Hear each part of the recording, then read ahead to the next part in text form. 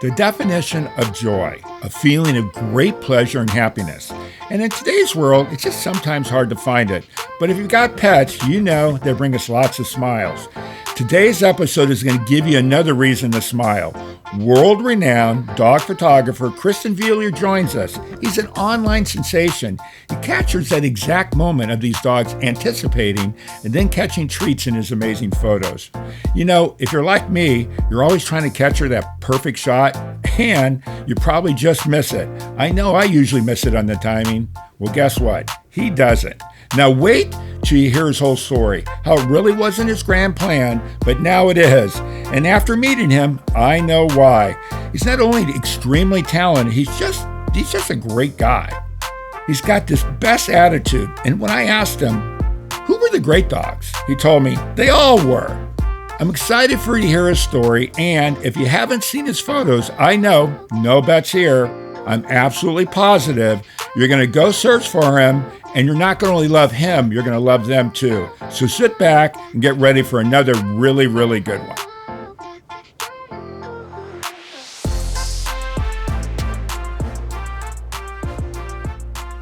We are supported by PrepVet, providing stem cell therapy for pets. As a pet lover, did you know your pet can benefit from the incredible healing power of stem cell therapy? Prep Therapy offers a groundbreaking solution taken right from your pet's own blood. Say goodbye to joint pain, arthritis, kidney and liver conditions, and more. They'll experience faster recovery, increased vitality, and extended quality of life without the need for surgery or harmful drugs. Put the wag back in their tail and discover Prep Therapy today at prepvet.com. Save 10% with promo code FurRealPodcast, covered by most pet insurance. For real, for real, for real, for real, for real, for real, for real, for real, for real, for real, for real, for real, for real. Got a bunch of furry friends and I love them all the same. I'm an animal lover, veterinarian is the name. Let's share some pet stories from heartwarming to strange, losses and gains, from wacky to insane. For real. You're now tuned in to For Real with your host, Mark Kyle.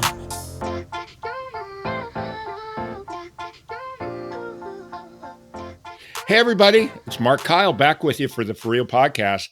This is an episode today that I've been patiently waiting for. Christian Vieler and I talked several months ago. He's so busy. You've seen his photos, I'm sure, on social media, on television, and all that. So this is a great thing for us. And he's got a really, really interesting story, how he got started, where he is today.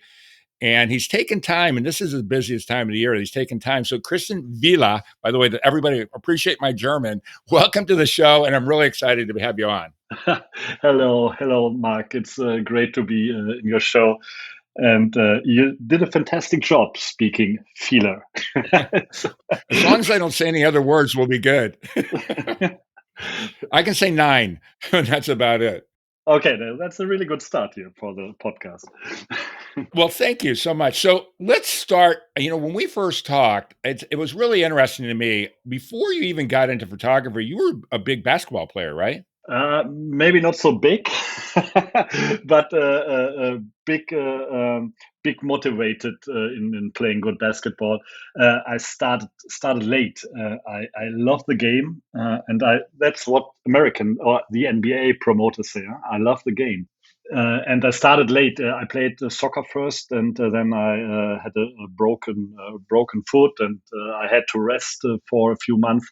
And then I started playing basketball at the age of 18. Oh wow! So you started really young, really Yeah, young. I had a lot to learn, but I was motivated, and we made it when I was in the middle of the 20s. Of my 20s, we played in the fourth. I don't know how to translate that for your basketball system. The fourth league. So we have the highest league, the second highest league, and then we have the third and the fourth. And that was pretty good for someone who learned dribbling at the age of 18. And I was very proud of myself. But that was the end. I was not very talented.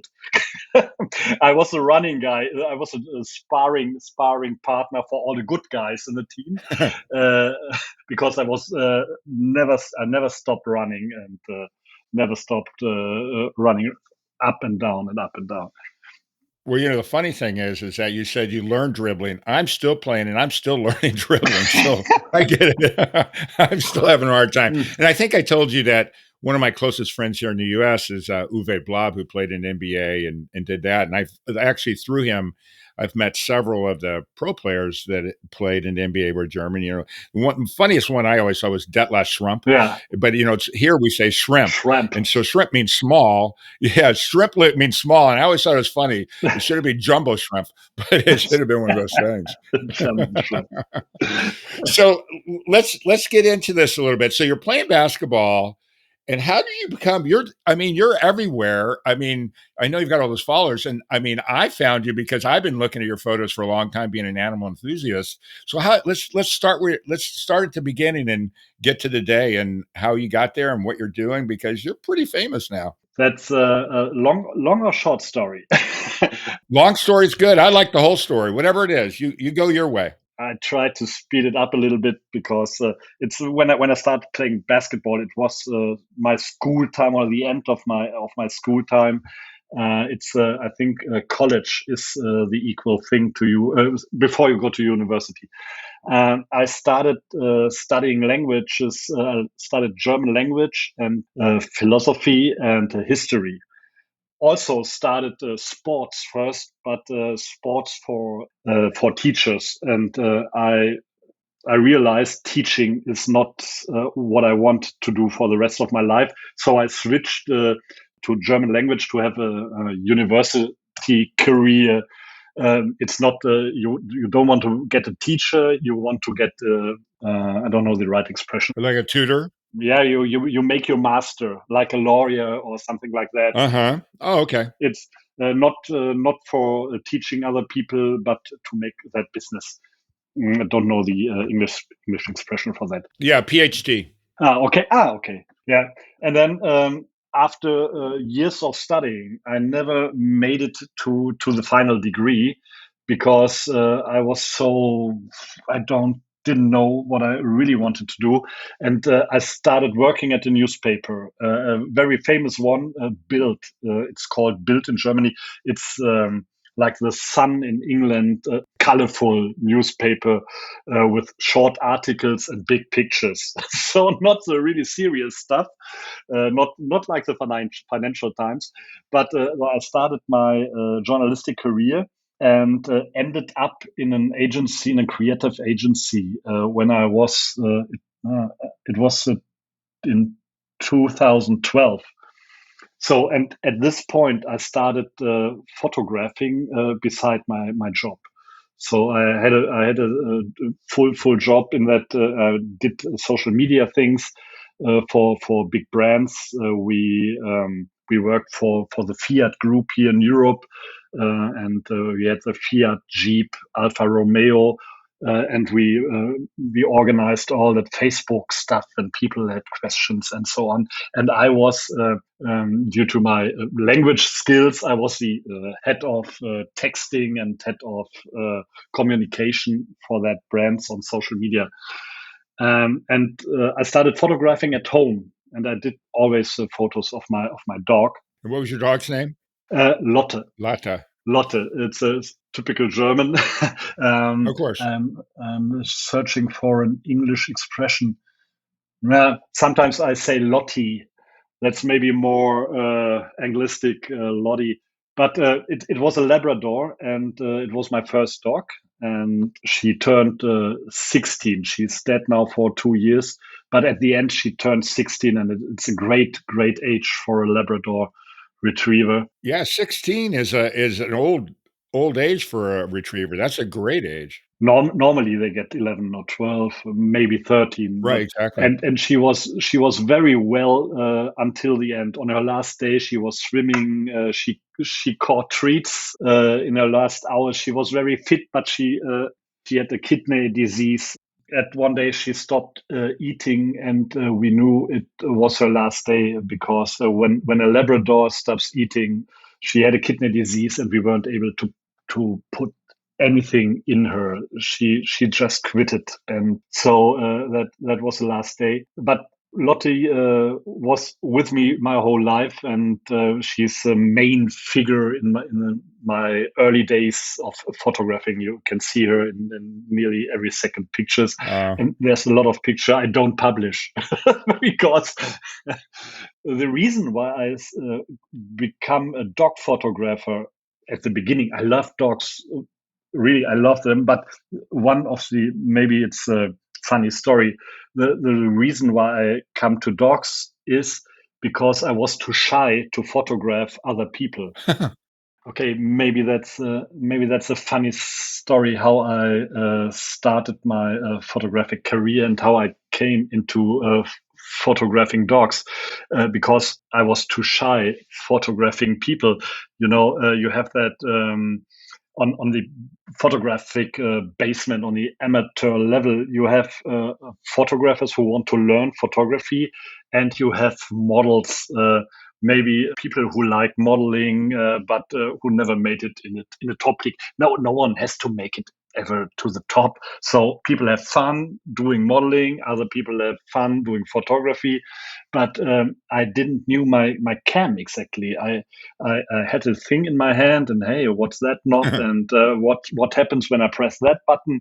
And I don't want to invite a woman or a man for doing nice photos in a sunset like this, and then you look at all your stuff and think, oh, not sharp, blurry, damn shit, the whole shooting. So, and I thought I'd try everything with my dog. So I had a lab mentioned before, and when you had a treat in your pocket, she did everything. I told her to sit there and she sat there for hours.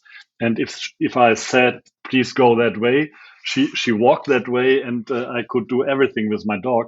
And so I started my first camera experiences with my dog because it was so easy, and she never complained. She was always satisfied. So basically, you're bribing her. I did the same thing with my kids. And you you were successful. Well, sort of. I still got to bribe them, and they're Okay. adults now. Yeah, and that was the beginning. And at one point, I started with flash photography because it was an interesting aspect of photography. Um, uh, I saw new possibilities to have new atmosphere.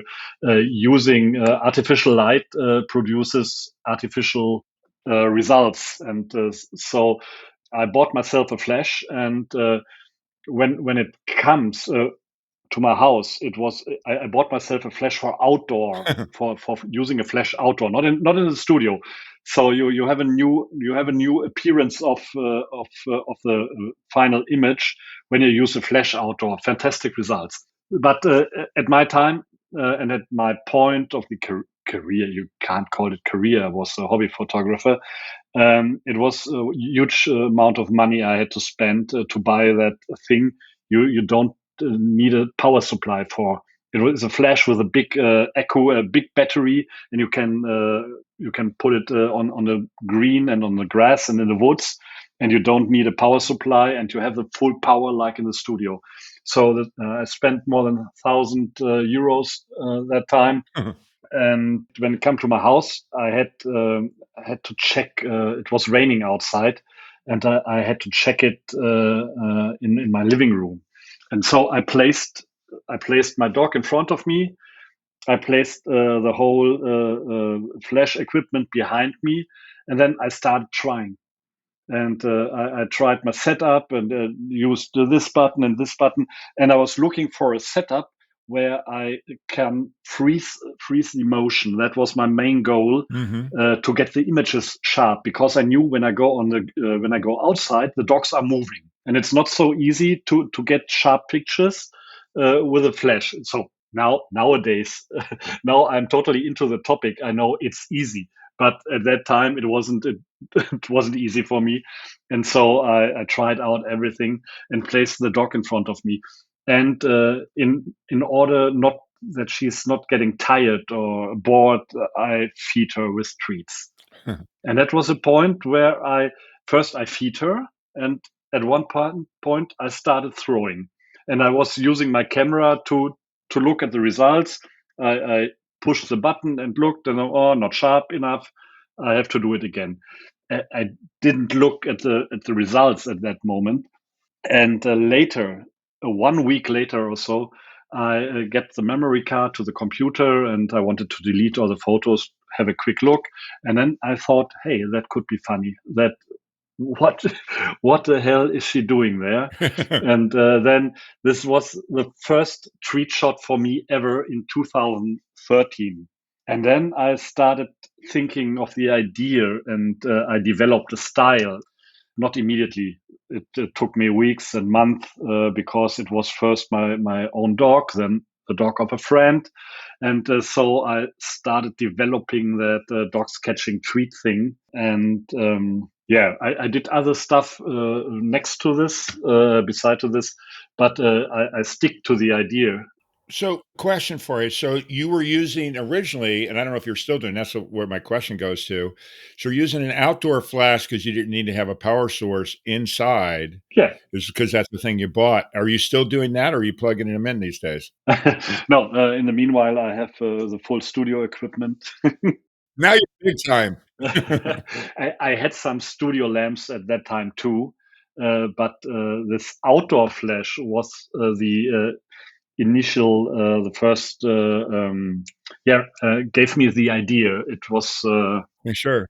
so without that flash and without Lotte, I never came to this idea. It was by accident. It was so by accident. I would love to tell the story about how I got the idea of invent something new, but it was totally by accident. Yeah, but you know what? Those are the best things. I mean, there's a lot of famous medical discoveries that were completely by accident. Yes. And you know what? That makes it more fun anyways. If you had a big plan, it wouldn't, now all of a sudden you've got this thing, you don't even know you have it until you blow up. So let's get into that because you're doing it at home with some friends' dogs and your dog.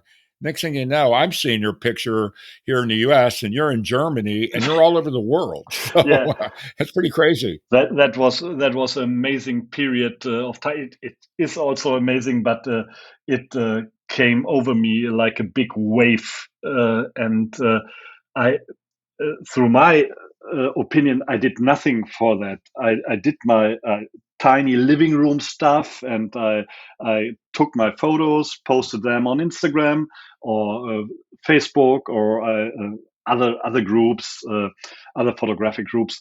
And at one point, a journalist from a picture agency, these people who deliver and provide stuff to the big newspapers. Sure. So there are specialists for photos.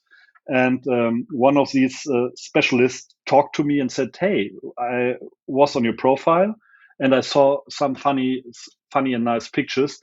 Please give me that, and that. And we try to sell it to our clients." And I said, nothing to lose here. Okay, go for it. Yeah. So within the next two or 3 days, these pictures were published in the biggest newspaper around the globe. So it started here in Europe with some papers like the Sun. I don't know if you know that names in America, but really big daily newspapers, Daily Star, the Sun, Bild Zeitung in Germany. We had serious newspapers and magazines like Focus, Stern. So there are popular and well-known newspapers and magazines here in Europe, and also in America. The Times, I think I can remember, we had National Geographic. They don't bought it for the newspaper, but they published it on their social media channels, and so like a fire, it went around the globe. And from the real big point was not being published in the newspapers, but all the newspapers took their pictures and published them on their social media channels. And there, other big global social players copied that stuff, and it goes like hell around the world. I had posts. There were posts with 12 million likes and over 200,000 shares within a day, and that was really amazing. And I wasn't aware I recognized that later because I was not so deep into that social picture scene. Yeah, I was wondering 2 days or 3 days later. I was wondering why someone wrote me a mail. Hey, ever thought about a book? And I didn't know why they were writing to me. And it was a book editor from New York, and we made the deal. I have 2 books at the Hachette Book Group in New York, and starting probably the next one in the next few weeks. And TV stations knocked at my door, and I was wondering why. What happened here? I only take pictures of a few dogs in my living room, and why is that so sensational? Yeah, and it's maybe hits the time spirit. Everyone is looking in these hard times. Everyone is looking for fun stuff, and is looking for a little bit. Yeah, everybody likes animal photography and cute animal pictures, and yeah, that was the beginning. Well, the crazy thing is, I mean, luck is plays into everything, right? Timing, luck, whatever the deal is. Get this guy looking at that thing. But the animal world, which is one of the reasons I'm doing a podcast there, it's so big and growing. You got in a niche because everybody loves animals. If you don't like animals, you're a weird person anyways. So, and then you went viral. It's funny. I don't know. I think when we first talked, I was telling you, my youngest daughter is a painter, and Yeah, she went viral on social media. Some big brands came out and wanted to use her style, and I watched it at the time when she had so many, whatever, the followers she had, but literally it was like a ticker tack. It just started going and going and going. Overnight, she picked up, thousands of people following her, and that's how her business is based. And that's exactly what's happened with you. yeah, exactly. Yeah, social media helps me today really a lot. Can post my future destinations. I can say, hey, I'm coming to London, I'm coming to Vienna, New York, whatever, and the people write back to me, hey, I saw you're coming to New York. Let's make an appointment. And that is how my daily business works now. I do stuff for the industry, no matter what, but this is how I reach my clients. And without social media, that would not be possible. And that is really fantastic. It's with classical type of advertising that is not realistic. I couldn't do an advertisement in LA saying, "Hey, I'm coming for a shooting." Well, the crazy thing is, so as an example, I'm sitting here in Texas and I go, I feel like going to Madrid, Spain. And so you can actually say, okay, well, I'll go and work for a few days, but I can go anywhere I want to go and it's going to be paid for because I'm going to have it already booked. Yeah, That's a pretty amazing life. that is an amazing life. Unfortunately, I have to confess a tiny thing. Maybe that's also a funny part, tragic. Maybe I had a massive fear of flight for a big time of my life, and I was not able to go to New York that easily, or to go. It was not makeable for me to go to Madrid that easily. Now I have some good. After all that years, I have some good pills from my doctor. And when I was in New York, I realized they work fantastic. It's not. I got these pills, and I flew from Amsterdam to New York. I take them 2 hours before the start, and it's not. I thought it feels like you're getting drunk or you're using other drugs. So you're sitting there and oh, now it's coming, and no, that I took that pills and I was free of fear without feeling anything else. So I was totally clear. I was looking my films. I was working on the computer a little bit, and I got out of the plane and thought, oh, that was nice. Now I'm in New York, and yeah, now. But to come back to your question, yeah, it's really amazing to say I want to work in LA. I want to work in wherever I want to work, and I have requests from Australia, and the only point that matters for me is I am allowed to work there. I am allowed to earn money there, and how can I get my wife with me? So, Yeah. and then I can start working there, and that is really really fantastic at the moment. Well, first of all, I mean, if any, for you guys listening, if you have not seen it, you're gonna be amazed what he's got. But let's go with the first book. First of all, I'm thinking about it. I don't know. I don't think I told this, but I write children's books, and finding an editor is not the easiest thing to do either. So you get out there, pictures are out there. You got a book editor. Now you can travel anywhere in the world. Now that you got over your fear of flying with your pills and all that kind of stuff. It's a pretty amazing life. But let's get back to your book, your second book, what's going on, how you're doing, any crazy stories you want to tell, whatever you want to talk about. This is our kind of our living room to talk about whatever we want to talk about. um, yeah, actually, I'm. What can do you want exactly? Maybe that's a language thing that I don't know how to go on here.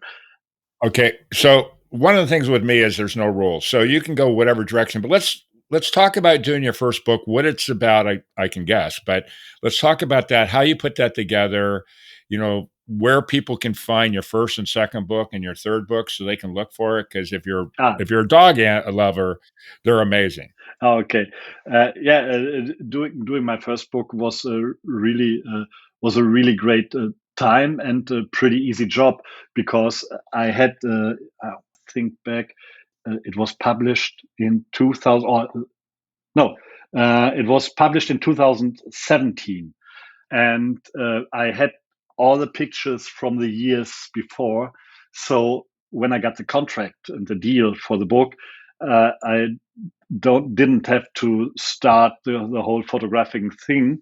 I could go to my hard drive and say, okay, let's get this picture, this picture, this picture, and we have to sample this book together without so much work.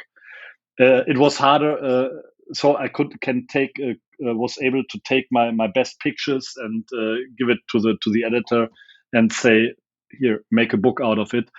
The second one was harder because the second one was we were looking for a new idea, Mm-hmm. and the first idea was so fantastic that it was hard to get a second to get a spin off. And so we make it from time to time. I make double shots if the dogs are fine with each other and they are not angry when food comes into the game.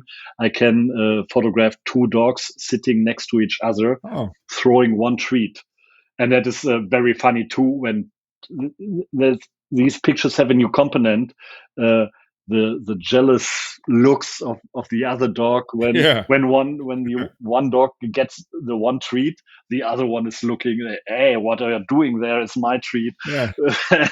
That's cute. Yeah, it's a new component, and sometimes they are getting both and both want the one treat, and yeah, that was a little bit more work because producing a book means providing more than 150 pictures to the editor, and yeah, I at this point it was in 2018. I had to produce a lot of pictures for that project.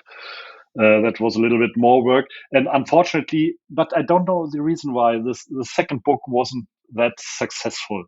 Maybe the people were tired, or you have a amount of possible clients. You have your market, and maybe the market was fed up.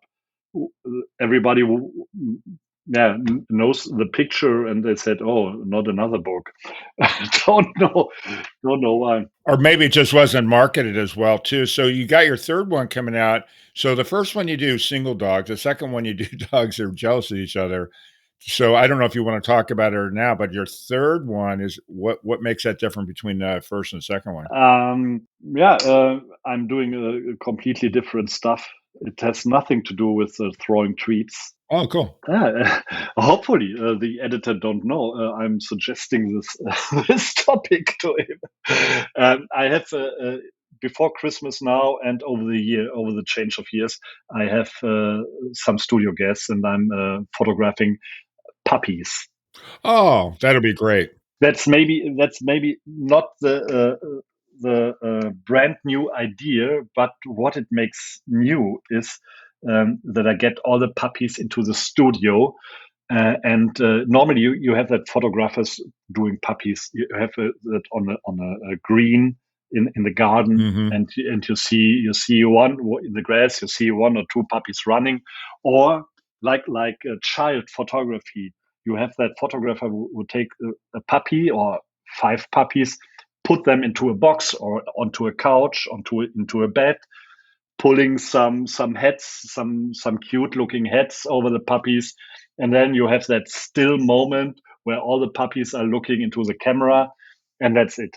And I already accidentally again, I photographed 2 puppies playing in my studio in front of my camera.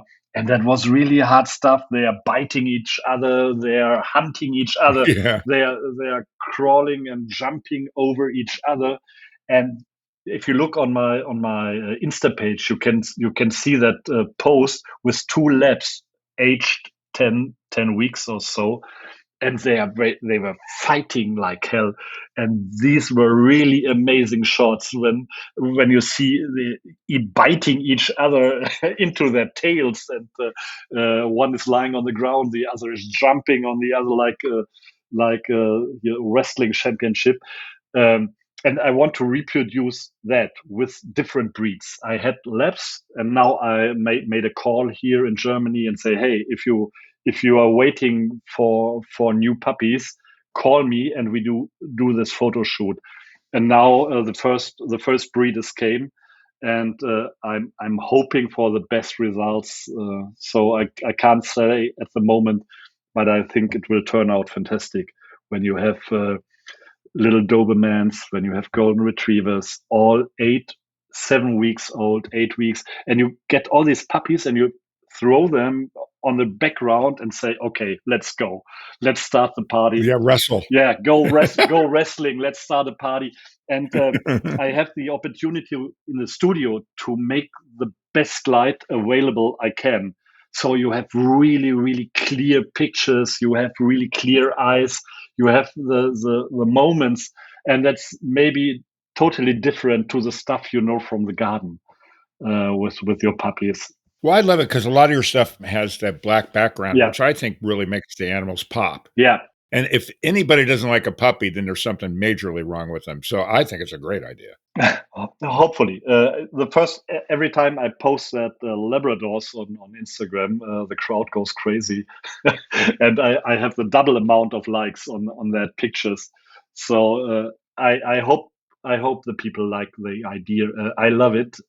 It's so funny and so emotional, and that's what I always wanted to do: emotional pictures, because I love my own dogs that much you can't imagine. And I do what every dog trainer normally says, don't do that, but I do it.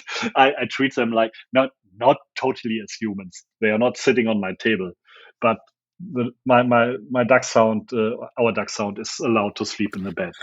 Also, the Doberman is allowed to sleep in the bed, but she is too big, so she has to sleep on the couch in the living room, and she is allowed to come in the bed in the morning.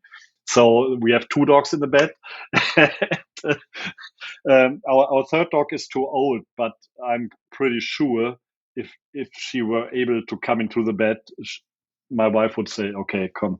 And then we have had 3 dogs in the bed, but it's 2 at the moment. But what what I wanted to say is, when I look at my dogs, I feel that bum bum. I feel my heart going bum, and this is a spirit I try to transport on other dogs. When I make a photo of a dog, no matter what, treat shots, portraits, whatever, I want to look at the result and say, "Oh, that makes my heart go boom." Exactly. And therefore, I need eyes, I need the eye contact, I need a special move, I don't want the standard stuff. So that's the spirit of my photography when I started doing photos, and I don't mean that only that treat stuff. When I place a dog in front of my camera, I have to act with him somehow. I want movement. I want a reaction on what I do, and I want to ban that on the camera. You know that photography, when you place a dog, and you know exactly the owner is standing next to the photographer and saying, "Sit, sit, Sammy, sit." And then you see That's funny. Sammy looking to the owner, not into the camera, looking to the owner, and that maybe can produce a nice picture for the shelf for the parents. You can give that away as a present, but that's not hitting. That's not rock and roll. That's not emotional. Well, yeah, that's a great term, rock and roll. It's funny is, and so that one of the terms that I would use here in the U.S. would be a "me too," like everybody else does it too. The owner talking to the dog, looking at him, and it's the same thing with me with doing the podcast. The reason why I have people like yourself on, it's not me too stuff. Anybody can talk to veterinarians about specific things or whatever. I want people that are doing things interesting that just kind of is more creative and more interesting. Yeah. That's what we're talking. That's maybe the one of the points that makes every work outstanding. That you have that specific little tiny point where it's emotional for everybody. And yeah, or I don't know exactly. Well, you know what happens is, I find myself the more I work in the animal world all the time, anyways. But the more I delve into it, and the more I talk to people like yourself, and that I get closer and closer to the animals all the time. I appreciate them even more because I'm becoming more aware. I think is probably a good way of saying it. I would assume for you too, you're getting to know their personalities and you're trying to bring their personality out, which is what you're trying to do with the human subject, but talking to an animal is a little bit different. So you're doing it though. That's what's so cool about it. Yeah, maybe you're right. So that's the way to go for me, I think. Well, first of all, I appreciate you taking the time, but let's tell everybody how they can find you. I mean, I could easily find you, but let's give them all the information. You know what I was thinking earlier when you were talking to, just to pause that for a second. I think when you became working as a journalist and also doing all the social media and all that for them, probably really helped you promote your business and get it out there too. Excited for, people found you, but it's funny. I use this all the time, but you go down a path, you never know where it's going to take you. And your path, buying the wrong thing and doing whatever, and then having some social media background. And that's back then, that wasn't as big of a deal as it is now. Probably all that stuff really put you where you are now, too, I would think, huh? Yeah, yeah. It's a wild mixture of knowing what I do. So when I did interviews and when I was in the TV stations, I knew the procedure, the process, and I was maybe not so nervous. Other people would have been in that situation, and I know where to place my stuff. On the other hand, so many things happened by accident. I never could have planned a plan for this. It just happened. It's a great journey. I mean, the fact that, you've been on all the different TV shows here in the US, you've been in all over the world and done that it's a pretty cool story. We always talk about Americans, the American story of how they started with nothing and became this, whatever. I think that's more of a world story. I mean, Americans want to claim everything. So it's typical of us. We did everything. And of course, we're the youngest ones around too. I don't know how that works. But anyways, so let's get back to where I paused. So tell everybody your Instagram, your Facebook, whatever all the different things you're on, so that people can find you. And if you're going to be somewhere and they want to get a photo, all that kind of stuff. Yeah, that's pretty easy. The best thing to reach me is, and that is, thanks God, so the pictures are so popular at the moment. You can easily go to Google and type in Vieler and dog photography, and you find all the stuff. That is the first thing you find. You hit my homepage immediately. I have 3 different homepages for every continent, or for English speaking people too. So I have Vieler-photography.com for all the US people. And whoever is able to speak German and understand that can use Vieler-photography.de. And I have a CO UK page also for the island people, English speaking, but British people. And yeah, you find me as easily on social media. Typing in Vieler photography, you come immediately to my channels. So I'm going to spell Fila because I now speak German, but I'm going to spell it for everybody out there because they're not going to be able to get that. It's Vieler. Yes, correct. Photographer. So if you Google that, you can find it. But if you go to Instagram, you guys are going to find some pretty amazing photos. I just love your stuff so much. So this is a period of time that I do that everybody cringes as soon as they know what I'm doing. I always tell an animal joke, and I told you I would tell one today because you didn't want to have to deal with it. And I'm telling you, lucky you, because I've got to do it even when I'm saying I'm cringing. But remember, everybody, once I tell this joke, if you want to have your kids tell a joke or one of your friends, please email me at mkyle@forrealpodcast.com, mkyle@forrealpodcast.com. Send one in because I know you can get better ones than I am. So here's my joke for today. And hopefully, Christian, you'll understand what I'm saying. If not, I'll do it. Okay. Do you know what you call a pig that does karate? No. A pork chopper. You get it? I knew. Do you actually get that one? No. I knew. So, well, we talk about karate chop here. So, a pork, since it's a pig, a pork chopper would be somebody, a pig that does karate just to help you out. Anyways, that's my terrible joke for everybody. Please, to save everybody else that has to be on the show and tell these jokes, please email me with a new one. First off, though, hey, Christian, thanks so much for taking the time. I know this is a huge, busy time for you. I know you've been all over the world doing this stuff. Everybody's getting Christmas photography and, whatever that is. I totally appreciate you taking the time, Christian. Thanks so much. I have to thank you. It was a wonderful talk, and I know we talked in advance. I'm not so good in speaking English, and maybe all the people who are going to listen to that, maybe excuse. Thanks for the chance and opportunity to talk a little bit about my work. Well, first off, Americans can't speak any other languages, so you speaking English is pretty good. So you did a great job. And lastly, to everybody else that's out there listening, please pass on the word. I so appreciate you. We want to get the word out for people like Christian so people can, if they haven't discovered them, they can. But, keep listening. I totally appreciate you. And again, thanks for real. Thank you.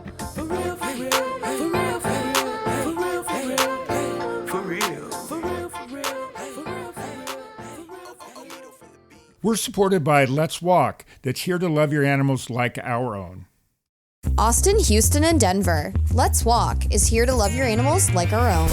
From daily walks, play, in-house sleepovers, and more. Go to work, out on the town, or take a vacation knowing your pets are in the best hands. This woman-owned small business does it all. Check us out on Instagram at Let's Walk Austin, Houston, and Denver.